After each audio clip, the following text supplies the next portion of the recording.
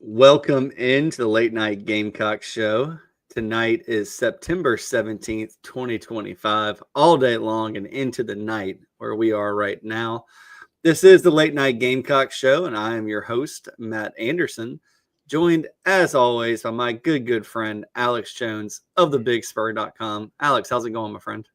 It's going great. Good to be back here on another Wednesday night. Hard to believe we're already in week 4. We say it every show. Where does the time go? I swear.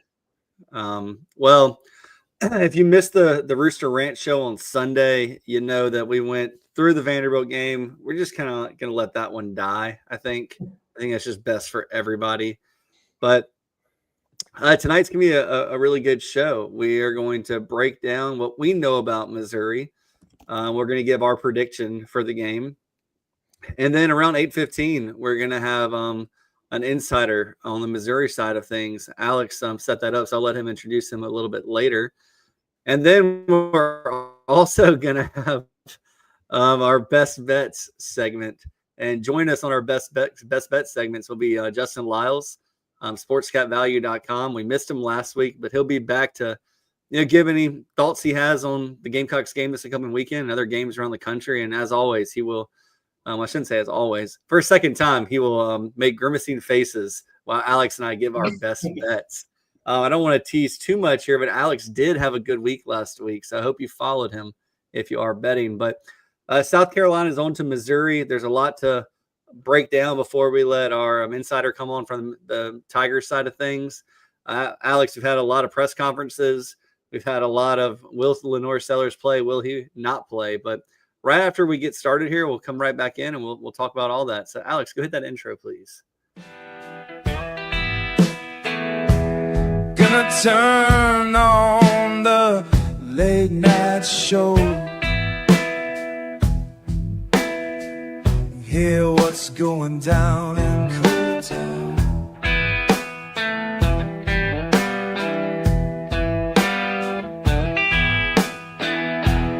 I said I'm turning on late night show. Yeah, my Cox will let me down.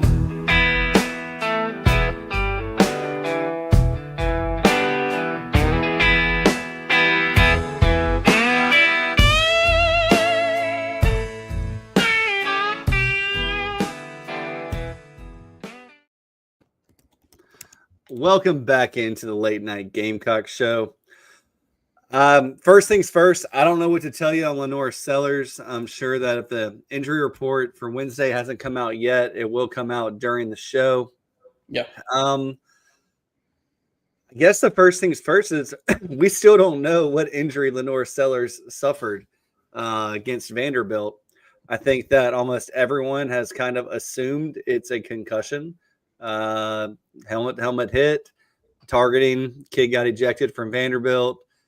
But Shane has not confirmed that. All we know is that Lenore's helmet was taken from him, and maybe he'll play this week. Shane did say in some press conferences, Alex, that you have to practice Tuesday and Wednesday to play. And, well, Wednesday's practice should be getting over right about now, so maybe we'll get a report from John Whittle in the bushes. But, Alex, thoughts? Yeah, I mean, hasn't been too much, obviously, as you can imagine, with a caliber of player of Lenore Sellers and, some of the game planning type thing. They're trying to keep it quiet. But, I mean, the only thing really is that, ESPN's Pete Thamel today said there's optimism around the status of Lenore Sellers for Saturday. According to ESPN sources, he's been in practice and there's positive signs for its availability. So, obviously, that sounds positive. And here in about 7 minutes or so, we'll get that first SEC availability report. Yeah, and I guess it's not called the injury report. It's called the availability report. So it's a little bit different than the NFL. Yeah. But, yeah, Alex, I don't know. I've been tapping my sources, and obviously nobody has told me what Lenore's practice schedule has entailed. And honestly, I'm appreciative of that. I mean, if Shane doesn't want it out there, then I'm not going to put it out there as somebody that covers the Gamecocks. But it looks like, according to Pete Thamel, that Lenore Sellers is going to play. I did take a little bit yesterday, Alex, from Luke Doty's time at the press conference or his media availability when he said, all the quarterbacks are taking reps, same as always. And I wonder if that was a little bit of a hint that Lenoris was out there practicing in some, shape, form, whatever, and maybe off to the side. Who knows what Shane means by practice? But go ahead, Alex. Yeah, sometimes you take what players say. You have to sometimes just be careful with it. But I did think that was maybe a little bit of an under the radar type of thing that, I don't think, Luke's trying to give away anything, but I did kind of take away from that. And that kind of, I guess, would, tie into some of the stuff that ESPN, Pete Thamel, and all those people are saying. Yeah, and we'll see. I do think the South Carolina's best chance to win the game is if Lenoir Sellers plays quarterback. I don't think I'm breaking any kind of calculus math there. But, Alex, the one thing that I have noticed is the line is dropping from where it opened. And I think the last I saw, it might have been like 9.5. And I know that it was at least at 11.5, maybe touching 12.5 on some books. Yeah. And usually Vegas has a plug. Yeah, and I think it was this morning it started to move a little bit, and I'm pulling it up right now because last I saw was 9.5, I think. Or right now, DraftKings has it at 10, FanDuel has it at 10.5. Yeah, so you take what you will from that. I think that at this point, Alex, the line's kind of set either way. It didn't balloon when there was questions about Lenoir Sellers, and this report from Pete Thamel is just going to probably. Sorry, I'm reading what Alex said in the chat, in the private chat, so I can stay on key. Yeah, what Pete Thamel said is probably something that ESPN wants. They probably do want him to play, and on top of that, maybe Shane talked to him. Maybe things changed from yesterday. Things are allowed to change, by the way, from yesterday to today. When the last time fans spoke, or not fans, but media spoke to Shane, I saw some people getting on Hale a little bit today on the Big Spur, like. A whole 24 hours has gone by, y'all. A lot happens in 24 hours. Yeah. And I just, also, what we're looking for tonight on that availability report is Lenoir Sellers, but also looking for Judge Collier, too. I know, Shane kind of talked about him on Carolina Calls on Thursday and said he's kind of talking like he wants to be back for the Missouri. And that's a big piece, too, just because that's your starting cornerback that came into the season. And, he on the sideline the other day, so against South Carolina State, you saw him. He had the braces and crutches on. Actually saw him during Gamecock walk for Vanderbilt, walk in with nothing, no crutches or brace, and he had a brace on against when the game had. But I don't think that's too much to read into there. So we'll see. But that's obviously a good sign for his step in the right direction for him. So we'll see what both of those guys are tonight in about probably 3 minutes or so when that comes out. Yeah, and hey, Beamer Ball, I see you in here, and EXO as well, talking about Lenoris. Beamer, we don't know for sure if Lenoris is playing. There were positive reports that came out today from ESPN's Pete Thamel. EXO said most important thing is he comes back fully recovered, no risks. EXO, I hear you, man, but at this point, with what the Gamecocks have riding on every game the rest of the way, you just got to play him even if he's 80% and he's still your best option. I would probably play him, but I totally understand your sentiment there. I will say that if Lenoris does not play, Alex, I do think it'll be Luke Doty under center for a number of reasons. Been in the program a long time, understands the playbook, all of that. Knows where to go with the ball. Might not be the best quarterback on the Gamecock roster, but that's okay. So we'll see what happens there. We hope that Lenoir Sellers plays. So, Alex, I do want to talk quickly about Missouri before we get Cody Goodwin in from PowerMizzou. But the only game I think I can take much from, Alex, is the Kansas-Missouri game. Just like the game that's coming up Saturday, Kansas was on the road. The final score was 42-31. And if you just looked at that score, scrolling on ESPN or when you check the SEC scoreboard and didn't spend too much time on it, you think that, okay, Missouri dominated that game, but that's not the case. After the first quarter, Kansas was up 21-6. Missouri did score 15 points in the second quarter to tie it up at halftime, and Missouri just found 11 more points in the second half. I don't know how good Kansas is, Alex, so I'm not going to spend a lot of time saying, hey, Kansas is great. I do think that their quarterback Daniels reminds me a little bit of a Lenoir Sellers in that regard. But the key stat that I think about here when I look at this game, Alex, especially the Kansas Missouri game, is Kansas was 3 for 11 on third downs against Missouri, and that has been the doomsday call for South Carolina this year. Yeah, I mean, think back to really kind of both sides of the ball if we're thinking about it. Obviously, you mentioned they're 3 for 11, but also when you look at the stats from that game, they were 10 for 19. Missouri's offense was 10 for 19 on third downs. So that's something that, the Vanderbilt game, really kind of both sides of the ball were hurt on that third down conversion that Vanderbilt had. They had 50%, I think, in the Vanderbilt did. So, that's something that you just got to get off the field. And, it felt like Vanderbilt was on the field for the longest time in that game just because of what they were able to do on third down. And both teams ended up running the same amount of plays, but, that's something that can just kind of wear a defense down a little bit. And then obviously keeps your offense off the field. Yeah, and like you just mentioned, 40 minutes of possession for Missouri versus 19 versus Kansas. It's kind of hard to score 31 points in 19 minutes. But the Jayhawks did have some things happen outside of offense for them. So the key stat, Alex, that I'm looking at right here is 3 for 11 for Kansas on third downs, and then also 19 rushing attempts for 31 yards. So I don't know if South Carolina is better than Kansas. I would think they're better than Kansas. I think that 99.9% of people across college football preseason would have said South Carolina is better than Kansas.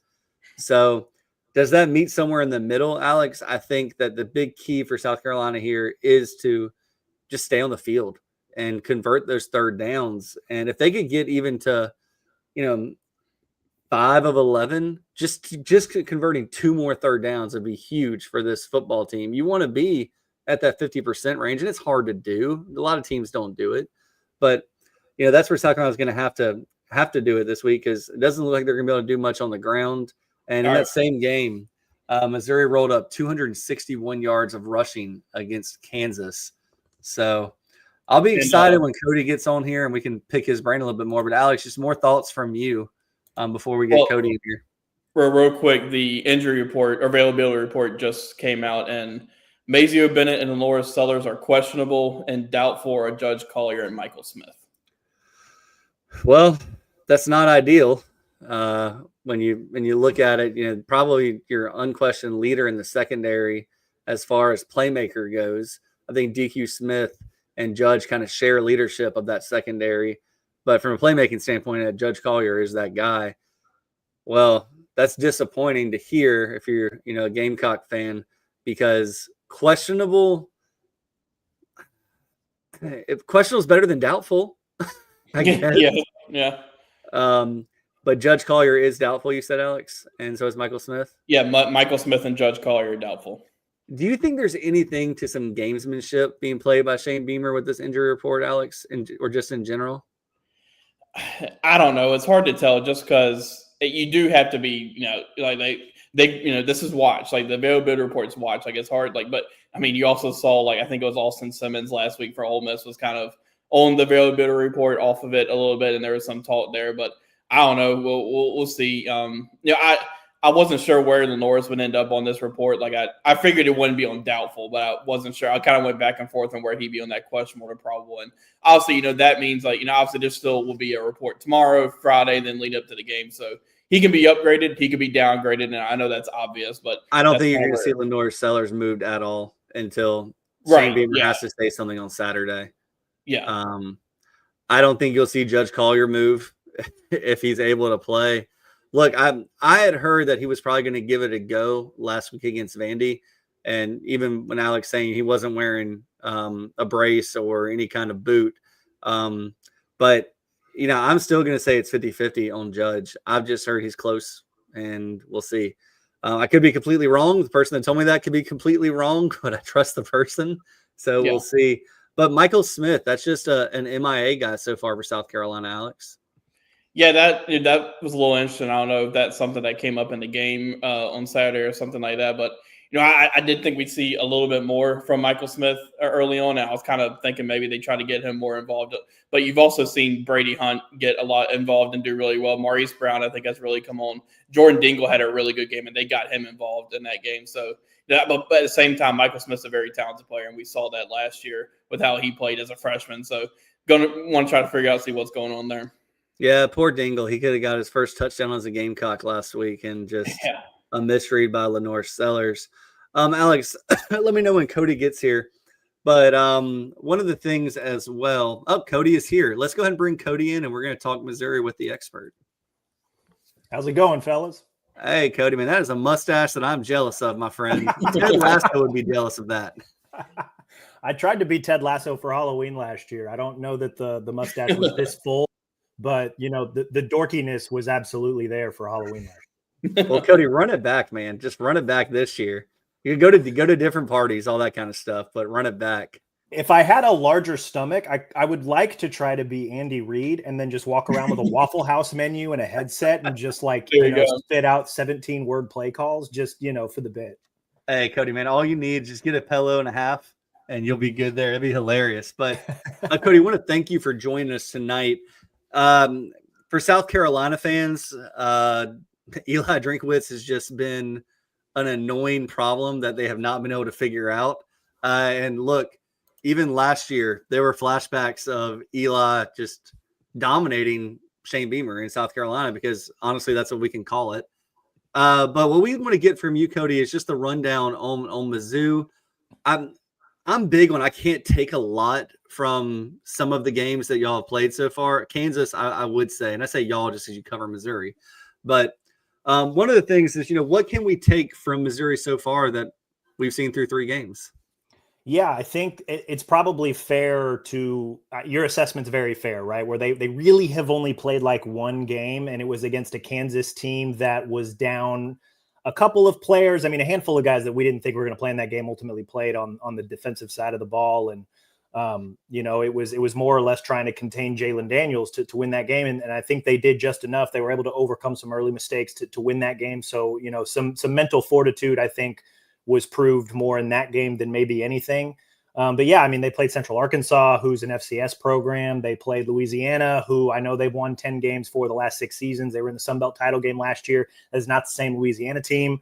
They, Walker Howard, their quarterback, went down in week 1. So they're having to, go between, an experienced guy and Lunch Winfield, who hasn't really played a ton. I say experienced, like he's been in the program for 3 years. And then a redshirt freshman who is just kind of getting thrown into the fire, right? So when the quarterback situation is the way it is for Louisiana, it's kind of hard to take away a lot from those games. But at the same time, if the team like Missouri is going to be good, you want them to take care of business in that way. And to the absolutely Gamecock fans would kill for that, Cody.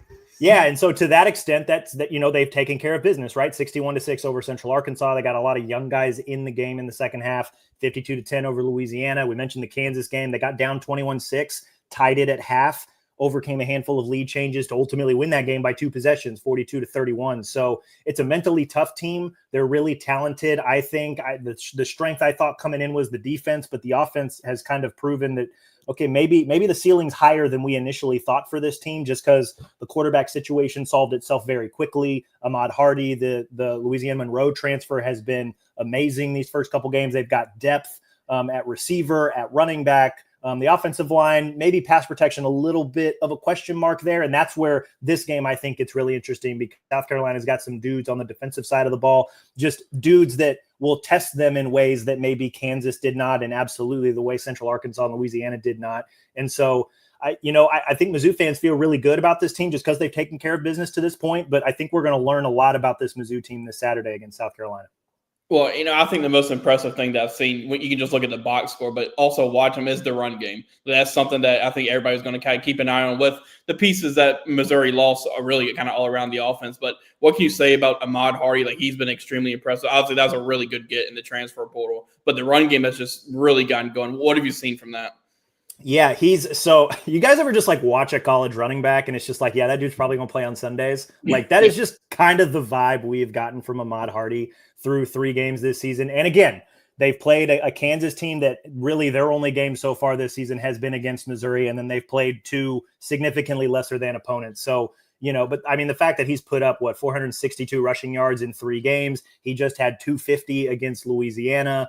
It's like he's a dude that does not go down on first contact. He's a dude that's not afraid to lead with his shoulder. And also he's got that third and fourth gear where if he gets into the open field, he's got a little bit of shimmy and shake to him where he can dodge defenders in the open field. And then he's got those afterburners that he can hit when he's able to get through to the second level of the defense to run past everybody. So we're 3 games in. We haven't really seen him play a true, like really good defense, or at least a defense that's going to test them in ways that they haven't been tested yet. That's what makes this game on Saturday so interesting. But so far, if the guy is going to look like one of the best running backs in the SEC, like Ahmad Hardy has checked all those boxes to this point in the season. So he's been very impressive.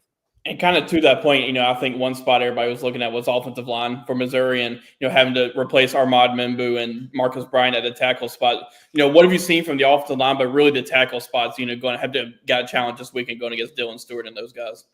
Yeah, the tackles I think have been fine, right? So you've got Keegan Trost from Wake Forest. You've also got of course, now I'm drawing a blank on his name now that I'm here on the spot. But no, like their tackles have been fine. I think Missouri, like it's an offensive line that's very much built to run the ball. Like that is what Drink wants to do. He wants to stop the run. He wants to establish the run. And then he kind of wants to build his offense out of, Ahmad Hardy, Jamal Roberts, the second running back. He wants to get those guys going early. And then we mentioned the quarterback earlier, Bo Perbula, the Penn State transfer. He's bbeen magnificent so far. But when it comes to pass protection, there's a little bit more I think we want to see. Caden Green's the other offensive tackle now that it's just come to my mind. So Caden Green and Keegan Trost have been fine in pass protection. They've been excellent when it comes to run blocking. Teams have found a little bit of success sending just extra guys, right? Like when Missouri drops 5, Louisiana had some success sending 6 and 7 guys, just kind of overloading Missouri's offensive line. So then they have to make quick decisions, and then it's on Bo to get the ball out. So that was something that Louisiana kind of tested them a little bit. Kansas was able to send some fun pressures, and also they've got some talent on the defensive line. So we were really able to see kind of the offensive line get challenged in that way in week 2. It'll be interesting to see, Caden Green and Keegan Trost have done fine, but they haven't played at Dylan Stewart yet, right? So that's how are they going to hold up against a guy that's not just all SEC, but probably all American, right? So that'll be a very interesting test. That's, among the little mini battles that I plan on watching on Saturday. Where is Dylan Stewart on any given snap, and how do the tackles handle him? Do they want to put him inside to see if, maybe he can find some success in some one-on-one against Mizzou's interior? Because the right guard spot, there's a little bit of a competition going on there at right guard between Curtis Piegler and Tristan Wilson. I would say that's probably the weakest point of Missouri's offensive line, at least through 3 games. So where South Carolina decides to line up Dylan Stewart and then how that maybe impacts the rest of their pass rush, is going to be an interesting little mini battle to pay attention to on Saturday. Yeah, Cody, tell us a little bit about your quarterback, Bo, because obviously we know he's a Penn State transfer. He's put up very impressive numbers through 3 games, 7 touchdowns versus 1 interception. Tell us what happened on that interception and, what's changed since then and just what you've been impressed by. Yeah, the interception, we can start there because we just got done watching that game. It was against Louisiana. It looked like Louisiana had lined up. They were going to send, extra pressure on one side, and then at the snap, obviously showed him a different picture. He didn't adjust in time, let the ball loose a little bit, and then the defensive end ultimately made a good play, tipped the ball to himself, got a pick. So nothing that can't get fixed through practice and some film review, nothing super crazy. But, I mean, honestly, through 3 games, Bo's been fantastic. He has been, I think a lot was made of his transfer, right? Leaving Penn State during their playoff run. It was not something he wanted to do, but he felt like it was kind of something he had to do just because of the transfer portal window thing. And, just the way that quarterback dominoes fall when it comes to the transfer portal thing. A lot was made of that. And I think Mizzou knew that they were getting an athlete in Bo Perbula, right? Because when he was at Penn State, he really just kind of ran the ball a ton. They let Drew Aller throw the ball around the yard. And when Bo came in, it was, hey, we're going to, he's going to be a +1 in the run game.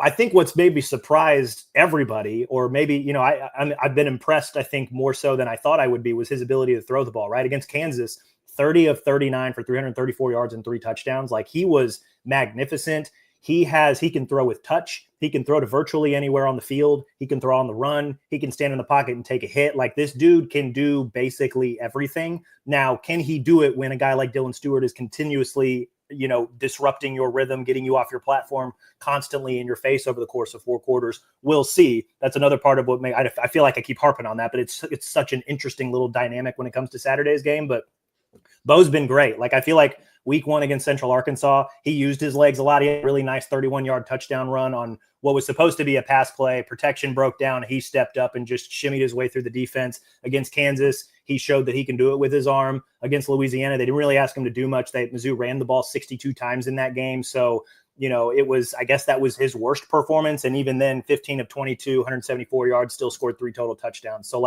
the guy's been efficient. He's been very good throwing the ball, which I think has surprised a lot of us.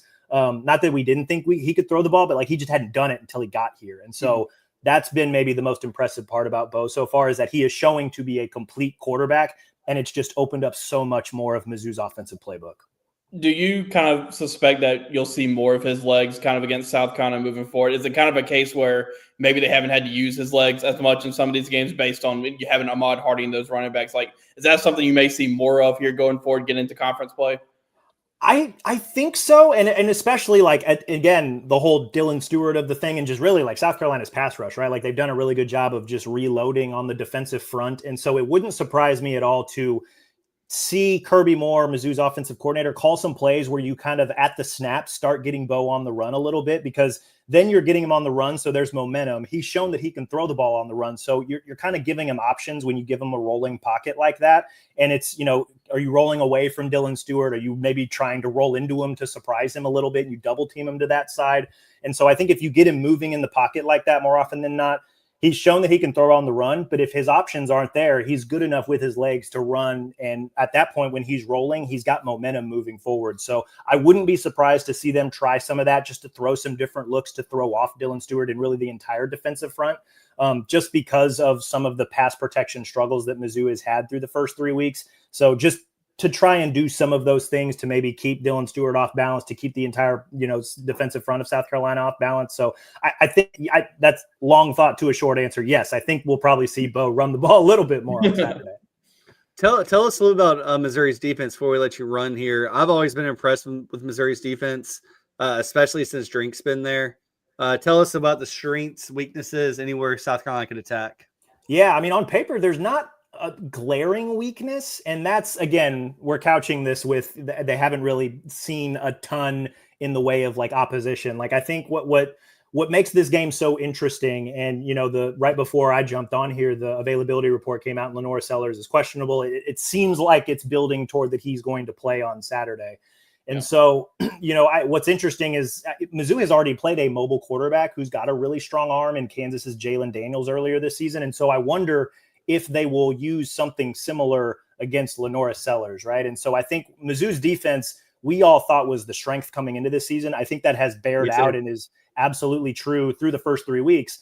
And digging even deeper, I would argue that Mizzou's defensive front is probably the strength of an already really strong defense. And so, you got Damon Wilson and Darius Smith and Zion Young, all these guys coming off the edge. You've got Chris McClellan, some other big guys clogging up the middle. They've done really, really well stopping the run. Kansas, that offense moves through the run game, and Mizzou was basically a brick wall. They shut them down. They held Louisiana to, I want to say it was something like 20 some rushing yards outside of one play. And that one play was an 84-yard touchdown run. So you can't obviously ignore it, but outside of that one play, they pretty well shut Louisiana down. And that's a team that loves to run outside zone and run the ball and establish that stuff. So the run defense has been good. The pass rush hasn't really been asked to do a whole lot in terms of pinning their ears back and getting after the quarterback. And so, assuming Sellers plays on Saturday, it wouldn't shock me at all if that continues, just because a guy like that, who's a dual threat, you kind of want to contain him a little bit and then maybe squeeze the pocket some. And Mizzou's got experience doing that, playing Jalen Daniels earlier this season. So, they've got a great linebacking core with guys like Josiah Trotter, who's a West Virginia transfer, Khalil Jacobs. He's been in the program for a couple of years now. And then they've got experience in the secondary. That's probably the weak point.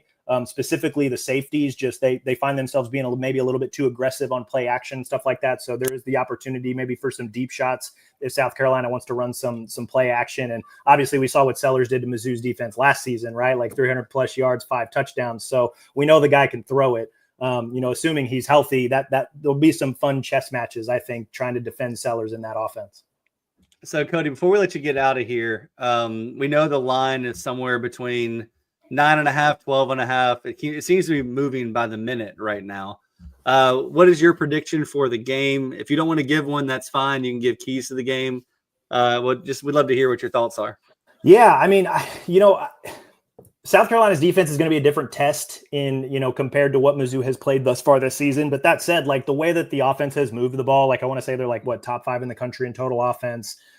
They've put up at least 40 points all 3 weeks. They're averaging something like 50 points a game. I don't know that they're going to, put up 500 total yards and 40 points against South Carolina. I think that's a little unrealistic because South Carolina has dudes that Kansas maybe doesn't, right? But the offense has been so efficient this season that it's gotten to that point where it's like, I kind of need to see somebody stop it before I believe that it can get stopped. And so I think South Carolina is equipped to do that. And they're equipped, especially to give Mizzou certain fits, right? Especially, again, we keep mentioning it, Dylan Stewart, that defensive front. I think they're going to get their fair share of wins. Dylan Stewart's going to make some plays. They're going to frustrate the Mizzou offense a little bit, and then defensively, I don't know. Part of me, I wanted to come on here and ask you guys, like, where is your confidence level at in South Carolina's offense? Because from the other Columbia, it's maybe been less than impressive to start the season, but I was going to defer to you guys. Be wary. I'll start, Alex, and you can finish this off. Be wary of the first drive of the game, first possession of the game. Mike Shula seems to be very good scripting plays to start, and then the adjustments haven't been there so far for South Carolina. When you dice up the film, and look, I'm not a film dicer, but I talk to film dicers. It seems like there have been opportunities for South Carolina. Now, the breakdowns seem to be one offensive lineman missing his assignment, a running back not picking up a blitz, or Lenore Sellers just staying in the pocket, checking down. We haven't really seen Lenore's unleash Lenore's stuff this year. So as far as, people that cover the Gamecocks, I think that the line's pretty fair right now. But outside of that, we've seen some crazy games in Columbia, Missouri, and now Columbia, South Carolina that you never know. I will say that I think most Gamecock fans would agree with this statement I'm about to make. If Lenore Sellers doesn't play, the confidence drops down to less than 1% that the Gamecocks will win.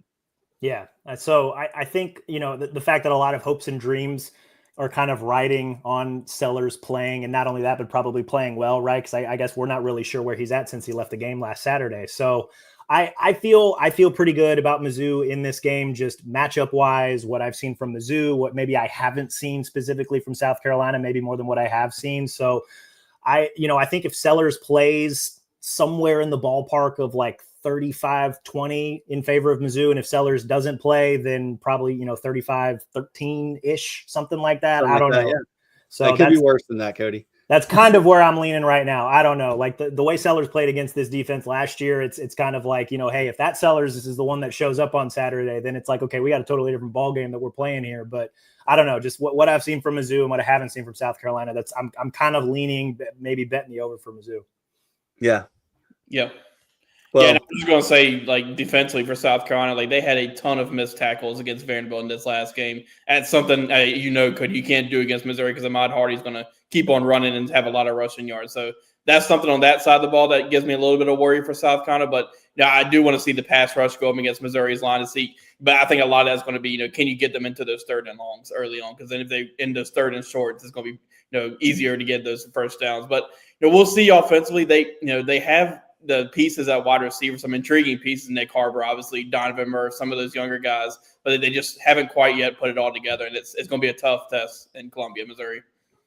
Yeah, it will. Well, Cody, if you're ever in our neck of the woods, Columbia, South Carolina for a game, maybe next year, hopefully we'll see what the SEC does with the schedule. More than happy to let you come over any tailgate that me and Alex have congregated around as we mosey through our way to the game. And we just can't thank you enough for coming on. If we can ever return the favor, please let us know.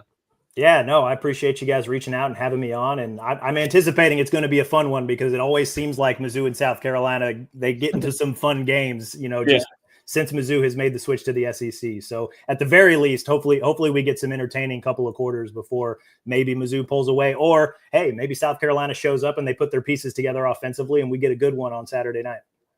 We'll just have to see. Well, Cody, thank you again. We hope you have a great rest of the evening. Enjoy an extra hour or two I think you have right now. Sounds good, fellas. Thanks, Appreciate Cody. you having me. All right. See ya. All right, Alex, let's go ahead and hit our sponsor break. And when we come back, we'll have Justin Lyles to talk some bets with everybody. Morning, Carl. Usual? Yeah. Your oldest was in here the other day. Said the two of you took a trip down to my neck of the woods. How'd that go? You might as well give me one of those Carolina cards while you're at it. I knew I liked that one. Yeah. There you go, my friend. Thanks. Hey, Carl. Congratulations. See you tomorrow, Freddie. You bet. JC Sherbert here had a brilliant idea that some good friends of mine in Florence have told me about. Next time you're having a wedding or an event or anytime you got to feed a bunch of people, talk to my friends over at Flavortown Eats and Events. That's right. It's a food truck / trailer, prepares the food fresh on site right there for you. No hassle. It's absolutely delicious. They'll come out, turnkey solution to feed the masses at your event. Go to their website right now. flavortownflow.com. That's flavortownflow.com. They have all the contact information you need, and they are a proud sponsor of the Late Night Gamecock Show and the Chief Sports Network. Welcome to Palm Casual Patio Furniture. Because we are the factory, Palm Casual has the ability to offer the highest quality outdoor furniture paired with world-class service. Since 1979, our factory showrooms have done our best to make the buying process as easy as possible for our customers. Our understanding of the many factors that go into your decision has helped us create our 30-day trial period that increases the level of comfort our customers feel during the shopping experience.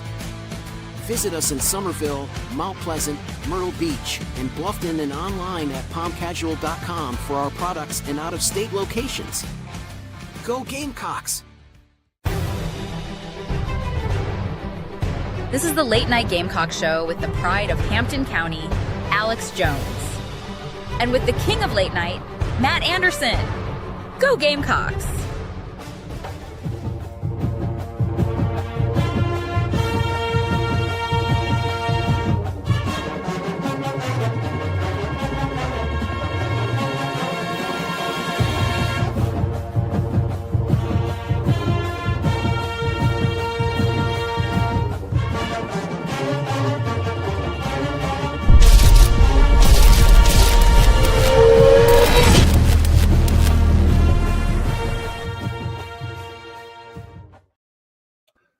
Welcome back into the Late Night Gamecock Show. We want to thank our sponsors, Flavortown Eats and Events. Y'all, I had lunch with Kirby Anderson, owner of Flavortown Eats and Events today. They are booked through December. So make sure you get on their schedule if you have something coming up in the new year, because those weekends go fast. And you look with Palm Casual, they had their big sale over the weekend on Sunday. They liquidated everything. I talked to tons of people that went out there, got great deals. They were super pumped. So if you didn't get there this past Sunday, you missed it for this year. But next year, they'll be right back with great deals. And they have great deals every single day. And lastly, look, Gamecocks haven't had a lot of luck this year. So how about you go turn their luck around and you go buy a Gamecock lottery ticket? You'll help support the University of South Carolina student athletes and also young folks, young people around the state of South Carolina going to school. I know that I had a life scholarship. I'm sure Alex had some sort of scholarship. Justin probably had the cum laude scholarship. He was always the smartest guy in the room. But Justin, welcome in. Hey, thanks for having me. How you boys doing? Good, man. Good. So obviously the Vanderbilt South Carolina game did not go as South Carolina fans wanted. We've talked a lot on this show and Sunday night about that game, but how do you think Vegas did on that game, Justin? That's a good point. I'm glad you led into that. First of all, I think I got the math and science scholarship, whatever that is, get the extra amount right above I can't remember what it's called, but I did get that. I don't know about cum laude, but I appreciate that. But get back to the game. I think Vegas took it on the chin because everybody was betting Vanderbilt, and it just kept coming down the line. I mean, I saw it as low as 2.5 prior to kickoff. So that was my biggest loss, obviously, of the weekend, was taking it on the chin with South Carolina. Obviously, losing Sellers was a big impact on how that outcome came about. But I think Vegas took it on the chin for that particular game. And do you think that has shifted any narratives about South Carolina in the betting market right now going into this Missouri game? A little bit, maybe. I mean, I think there's a lot of people predicting what Vanderbilt was going to do to us, which is a little not refreshing to see or hear, to say the least, because a lot of the pundits were, so to speak, right for the game. So I don't know. I mean, right now the line is sitting at 10 for Missouri. Obviously, we don't know what the situation is with Sellers and kind of hour by hour, day by day, kind of leading up to kickoff. So I think the jury's still out on South Carolina. As we dive into kind of recapping the game, if you will, I think there's just a lot that didn't go South Carolina's way. Not only with Sellers, but a lot of other facets of the game. Yeah, and it's tough because, like I mentioned earlier, I'm not a film slicer and dicer by any means. I'm not going to go analyze, what the left guard did wrong on this particular play versus what he did right 2 plays ahead of that.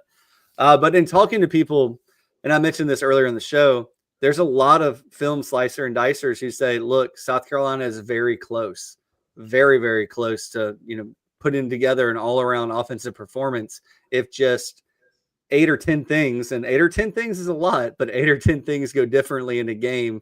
And that could be the interception Lenoir's threw down on South Carolina or the Vanderbilt 10-yard line last week. It could be a left tackle not making a block that he should make, or a running back not picking up a blitz. So when you combine 8 or 10 of those over the course of a game, the game's only 60 minutes long. And for the Gamecocks, you're only holding the ball 20 to 25 minutes a game right now. So those little mistakes really do add up. But, moving on from Vanderbilt, Justin, what are your thoughts right now on South Carolina and Missouri? Obviously, this game is in Columbia, Missouri, and South Carolina has had some miracle games there. We all remember the Connor Shaw game when he came back in the second half. One. Yeah. But right now, to me, the line just feels right based on what we've seen so far. I agree. I mean, this is kind of recapping, with Doty coming in, and Doty we do not trust. I would say that. I think he's been at Carolina as long as I have been when I started school there 15, 20 years ago, it feels like. So he hasn't shown me anything. And for great kid, I'm sure, great teammate. I saw what I needed to see. I've seen it in the past with Muschamp. And if he's our quarterback going forward into Columbia, Missouri on Saturday night, we have 0% chance of winning that game. It's in regards to the line, yes. And it's honestly, from my perspective, this is probably a stay away game for me, just because you just don't know what Sellers is going to do. Even if he is healthy, if he plays, if he doesn't play, there's no way you can bet South Carolina. I just don't see how you could. So regardless of whether the number's 10 or 13.5, it was 13.5 yesterday. Then a little bit of news of maybe Sellers been practicing, give or take. Now it's down to 10 as we speak, as we're recording this. So a lot of unknowns, to say the least. Yeah. Alex, what are your thoughts on all this betting stuff in South Carolina? Yeah, I was going to say, I was going to ask, is South Carolina, with a healthy Lenoir, regardless of that, is South Carolina a very hard team to bet on right now, just because you kind of don't know what you're going to get? Well, officially in 3 games in, they're 1-2 against the spread. So, I think the sample size is really small. Obviously, it changes drastically with Lenoir in the game. I'll probably give them a near 40%, 50% chance of, winning the game with Lenoir, 0 with Doty. Betting wise, the spreads have been very different in the first 3 games. You have a Virginia Tech team who we thought was going to be a good game. We barely covered. Yes, we won by 13, but the line I think was around 7. And then you have South Carolina State, which I predicted would come out around 42, and then they were, I think South Carolina State gives up 40-something to Benedict, and then last week with Vanderbilt, the line moving that way and then them not covering. So the jury is – South Carolina is all over the place right now with a lot of inconsistencies. Yeah, and I do think that a healthy Lenoir Sellers, and I'm going to preface that by saying healthy, I do think that this would be more of a 3.5 to 6, even if Lenoir was 100% healthy, because you're still traveling, almost halfway across the country. I don't think the Gamecocks were ever going to be a line favorite in this matchup, even going back to the preseason. But even to your point, even at 80%, Lenore Sellers is probably still better than any other quarterback the Gamecocks have on the roster. So regardless of his health, you got to roll him out there, I think, because you're in nut up or shut up time. You got to start. Agree. And that, that one play, that missed assignment, missed block with that linebacker running through, that play that's one play that could be the difference in a 10-2, 9-3 season versus a 5-7 season by one play right there. So there was, and like I told some guys in the text thread during the game, I was like, they're happy to trade out a linebacker getting ejected versus arguably the best quarterback in college football. Every team's going to trade that out day in, day out. Unfortunately, that's how the rules are, and we're on the wrong side of that deal. Yeah, I agree. Yeah. Carolina Titan has a good comment in here. At this point, it doesn't matter if Sellers plays or not. He obviously isn't going to be 100% for the remainder of the season. The biggest step forward is offensive line playing better. Yeah, Carolina Titans all over it. Offensive line has clearly got to play better. You got to have their assignments. But Justin, before we get to our best bet segment, are there any feels out there you want to talk about right now, or you want us to hop on in? No, go ahead. Run with it. Let's go with it. All right, so we're going to do our best bet segment right now, and then you can just let us know if you like, hate, somewhere in the middle. So last week, I was 5-5 going into the week. Alex was 4-6. Last week, Alex said he did his homework, and he did. He was 4-1 on the week, as I mentioned at the top of the show. I hope you followed him. I was 3-2 on the week, so that means that Alex and I are now tied 8-7, which – look, Justin said it earlier, guys, 2 weeks ago. 8-7, we're some of the best pickers in the world. So just keep following us. I'm kidding. I'm kidding. You're going to follow Justin. Hey, 5.5 out of 10, right? Yeah. Well, you're going to follow Justin at sportscapvalue.com. Again, we hope you guys took advantage of the email promotion he did 2 weeks ago. I'm sure he's been crushing it. But Alex, do you have your best bets ready? Did you do your homework this week? I did. After what I was able to do last week, I had to do my homework again. All right, Alex. Well, I'm gonna save the best for last. Then I'll go first on my first pick. Right. And look, Oregon State at Oregon. I looked at this about 2 hours ago. Oregon was a 34.5-point favorite with an over/under at 55.5. I've just seen Oregon State play crappy this entire season. I've seen Oregon pretty much pick their number, except for last week when they flew across the country to play the game. So give me Oregon minus 34.5. Thoughts, Justin? I love it. I'm a little bit butthurt by Oregon because I was on Oregon last week playing Northwestern, and Northwestern scored a 80-yard touchdown with about 2 minutes to go to backdoor cover me. So I'm a little bit butthurt on Oregon right now, but for this game, I like the Ducks here. All right. Alex, what's your pick, my friend? My first one, I'm going up to Clemson for this one, Syracuse and Clemson. The over-under is 55.5. I'm going under on that game. Under 55.5? Yeah. Okay. What are your thoughts, Justin? Alex, give us your reason. Yeah. I was just saying for Clemson, I don't know what to think about their offense right now. It's been a struggle. And then I don't think Clemson's going to let Syracuse score much in that game either. So that's why I went under. Yeah, I like it. Clemson hasn't shown much. I think Syracuse really hasn't shown much. They haven't really played anybody. They did put up some points against Tennessee. That line at 17.5, it seems like a lot too. So I'll keep an eye out on that based on what Clemson's done. But this has a blowout written all over it, some form or fashion. But I'm with you, Alex. I like the under here. Yeah, and with that particular game, Antonio Williams looks to be close to return for Clemson as well. And I do think that he doesn't make up, 14 points or something like that. I mean, even quarterbacks, Justin, what do quarterbacks get? What are they worth in college football if they're not playing? Oh, for spread wise? Yeah, point spread. Well, it varies on the quarterback, but you're seeing it here with Lenoris. It can be anywhere from 3 to 14 points. Yeah, exactly right. So I don't think a wide receiver is quite that many, but they could be the difference in getting in field goal range and not. He is a playmaker for them. That's a good point. Yeah. He's a good player for him. All right, Alex, my next pick, I'm going to have an SEC clash here. Auburn at Oklahoma. Oklahoma is a 6.5-point favorite, and the over-under is 47.5. That 47.5 is just too low for my liking. I don't know how good Oklahoma's defense is right now. So give me I'm sorry. No, I picked over 47.5. Over 47.5. That number is just too low.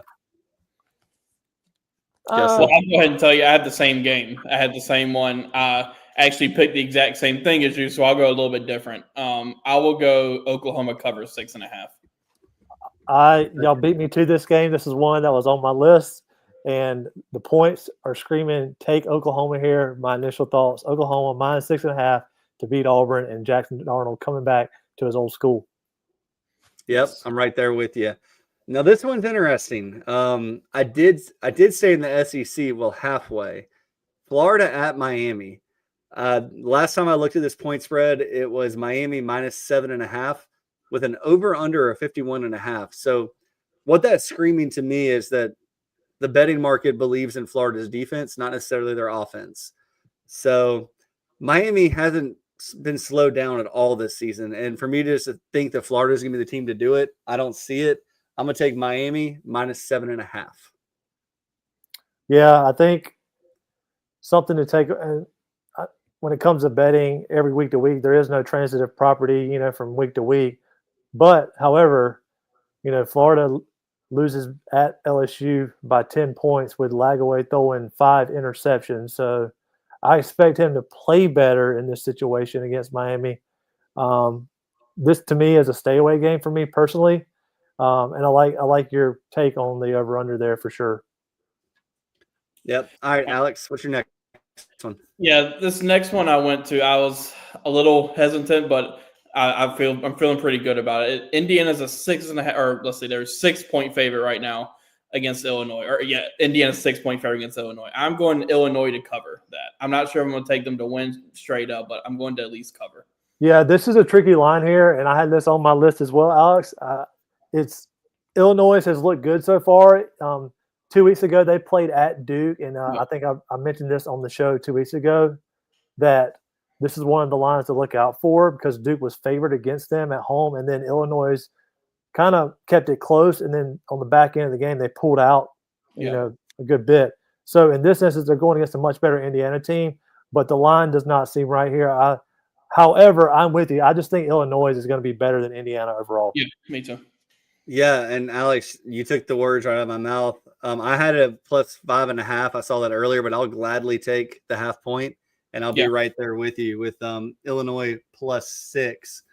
So let's see. You have the same bet, so fantastic. Do you want me to do another one, or do you want to do one, Alex? I'll do another one. Okay. Central Florida is 7-point favorite against North Carolina at home. I think they cover that. So UCF minus 6 against North Carolina. 7. Oh, 7? Oh, I don't know what to say here because the Fighting Bills are just, I don't know what to take. They're just I don't know who we're getting yet. Honestly, this is a stay away for me. I just don't know what to expect with them. They got blown out by TCU. I don't know. They're a good football team. They paid a lot of money for their quarterback.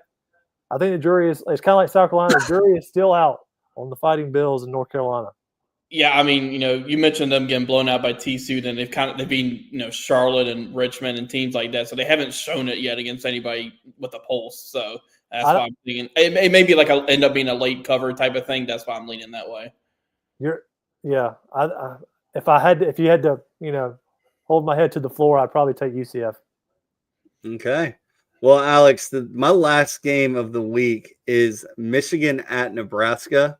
Last I looked, Michigan was a road favorite by 2.5 with an over-under of only 46.5. But look, Marcus Satterfield can't hurt Gamecock fans anymore, and he can't hurt Cornhusker fans anymore. I like what's happening in Nebraska. I don't love what I'm seeing out of Michigan so far. I'll take Nebraska plus the 2.5. I like it. I'm just so tired of hearing about Nebraska and Matt Rule and like I don't know about y'all, but it's like we've crowned them the Big Ten champions like 2 years ago, and it's just what are we doing? Like the quarterback. If that ain't Patrick Mahomes' brother, I don't know who is. Like I'm telling you, they're related. There's some gene pool somewhere somehow they're related. Mark it down. Give me Nebraska. All right, Alex. This is the last one, I think, right? Your last one, my friend. All right, so Ole Miss and Tulane. This one is I've got it 61.5 for the over/under. I'm going under. I don't know if I think Tulane, John Summerall is going to have their defense fairly ready. I think Ole Miss is going to win the game, but I don't think it's going to be one of those where you see Ole Miss just run it up because I like Summerall and what they're able to do there. Yeah, I think the line's 12.5, if I recall correctly. 13.5 right 13, now. Yeah. Okay. As I speak, I like Ole Miss to cover. As far as the line, so that would put it at maybe a 38-24 game. That puts you around 62. Depending on how possessions go, if Ole Miss is up big towards the end of the game, they'd like to kill the clock, I would think. So you're hoping Tulane has a lone drive or two here and there to kind of help with that under. I'm with you on the under. That seems kind of high. All right. Well, Justin, before we let you out of here, man, I feel like, getting a prediction on the game for South Carolina, Missouri, you've kind of already given it to us. But let me put your feet to the fire. If Lenore Sellers plays, does South Carolina win? Well, there's a lot of things. If Lenore Sellers plays, we have a great chance to win. He's going to give us a lot of energy. Kind of going back to the game last week, the defense, if I recall correctly, we missed 15, 20-plus tackles. We turned the ball over 3-4 times. If Mike Shula can get his head out of you-know-what and start calling plays and letting Lenoris be Lenoris, I mean, I think he had 3 running plays before the injury in the first half. That's not enough. Having Doty in, on 4th and 1, start the second half in the shotgun when it's 4th and 1, you probably get the first down on a QB sneak. Just stuff like that is really blowing my mind on what we're doing. So I think Shula can be a good coach, but he has in four games. I'm not there yet. With Lenoris, I think we have a great chance. I think the defense will be better. If we can eliminate the turnovers and Lenoris coming back, we have as good a chance as anybody to beat them for sure. Yeah. I like the way you phrased all that. Gamecock fans are listening to Justin. They're putting that little tooth under their pillow and hoping that the Gamecocks win on this money line, because that would be a pretty big payday from the tooth fairy there. Yeah, that's the thing too, with the line being like 10 right now. If you want to risk it, throw a little money line right now and get better value. Versus they announce Sellers is playing a day or two or up to game time, and that thing drops under 7, then you're really losing your value there. Yeah, absolutely. But just to really reiterate this, that is pure gambling right now, because we don't know if Sure is. Well, you are doing a 50-50 bet times 2. So. I do not suggest that. Yeah. Well, Justin, man, we appreciate your time as always. We hope to get you next Wednesday again. Thank you, and tell everybody where they can find you again. Yes, thanks for having me. SportsCapValue.com. Come check us out, where we supply daily picks for all the big games, college football, NFL, all the major sports, you name it. So we've got the monthly and yearly subscriptions. SportsCapValue.com. Go check us out. All right, Justin, we appreciate you. Alex, let's go ahead and close out the show. We'll let Justin run. And Alex, I haven't got your prediction yet. Yeah, I've gone back and forth. There's just a little bit of worry in me that, from a run game, let's talk about defense first for South Carolina, that, the run game, Missouri's run game, it's off to a really good start. And obviously they'll probably be facing their toughest test yet. But there's a little bit with Ahmad Hardy, like that guy's really good. Then offensively, I think it's just you kind of get to the point where you have to kind of see it to believe it with the offense that they're going to get things going, because obviously, the whole thing's been about scoring 17 points. I think you're going to need a little bit more than 17 points in this game. So I think Missouri is going to get it by a field goal. Or I'm kind of in between a touchdown and field goal right now for Missouri. Yeah, right now, if you told me that Lenore Sellers is playing, I would say this is a coin flip game. I really would. I understand the spread being where the spread is. And like I said, I would have put the spread at 3.5, 4.5 points, something like that, if Lenoris was 100% healthy. Back even in the preseason. And we talked about this game, Alex. We said that this was going to be the first make or break swing game type of deal for South Carolina. And unfortunately, it came in embarrassing fashion a week earlier. I've seen teams get off the mat before. I've seen teams look completely different one week to the next. Go back to Florida and Tennessee games with Spencer Rattler for South Carolina. Man, I probably see something along the lines of 27-17, 27-20 game where Missouri wins. But look, I'm just saying right now, it's not going to shock me at all if South Carolina finds a way to win this game. And I can see a situation where everything clicks and the Gamecocks actually beat Missouri by like 2 touchdowns. I could see that because we've already seen Missouri against Kansas, but everything Cody said earlier, I also agree with. So I'm going to say 27-20. 27-20 Missouri wins. However, I hope I'm wrong. Yeah, I think there's so many different ways this game can go. Like, there is a little bit of you that wonders, the South kind of get some things figured out a little bit offensively. Now, obviously, that's with North Stars being healthy. But and then defensively, I think it's just going to be another test. And, there were some things in that Vanderbilt game that we've mentioned, with the missed tackles that would give you a little bit worried going up against this run game that, talk about identity. Like, Missouri kind of has that identity offensively, that outside stretch zone that has given South Carolina some fits here in recent years. Like, even last year, that, Missouri ran the ball pretty well in that game that South Carolina won. So they're going to try to run it right at South Carolina, and that's something they're going to have to stop. And then, I think it's going to be interesting to watch kind of the matchup on the lines of scrimmage too. That's key in every game, but really in this one. Yeah, I agree. Well, stay tuned to thebigspur.com. Alex, Hale, Whittle, Tony, JC, myself, someone's always there. It doesn't matter what time of night. Usually Alex is our night owl, but just holler at us if we can ever do anything for you. Pay attention to that injury report that's going to come out. It's going to be updated a few more times, and then obviously again on Saturday. Look, this Saturday is a great day to knock off some things off your honey-do list because the Gamecocks don't play till relatively later, and it's going to be like that for a while for South Carolina with night games. So again, I'm just want to remind everybody that the Vanderbilt game was not fun for a Gamecock fan. We all get it. It sucks, but it is time to wash your mouth out with it. Just spit it out, be done with it. Because Alex, we're not going to talk a lot about this now. We will in a future episode, but there were still fantastic positive returns from recruits. Recruits understand that you can lose a game. You can have a lot of bad things happen to you. But my kudos go out to the South Carolina football fans. I was in the stadium, and it was an electric environment and everything that pretty much the nation has come to know about Williams-Brice Stadium. So shout out to the fans. Alex, any parting shots before we get out of here? No, I just always appreciate, everybody tuning in, and especially our guests tonight with Cody and Justin. That was 2 really good segments. Got a deep dive into Missouri with Cody, which I thought was awesome. Learned a lot about that team. Then, as always, we learned a lot kind of from the betting side of things with Justin. So, really fun show, and it's good to be back, and can't wait to do it again next week. Yeah, so Alex will actually not be here Sunday night for Rooster Rant. I don't know if I'll be solo. I might have a special guest pop in, but we will be back, or I will be back Sunday night at 7 to talk about this game Saturday night. And again, look, when you join us for this show, you give us the most valuable thing you have, your time. We really, really appreciate it, and thank you so much for your support. For Alex and myself, we're going to get out of here. We hope you have a great rest of the week and hopefully a great weekend with a Gamecock victory. See y'all later.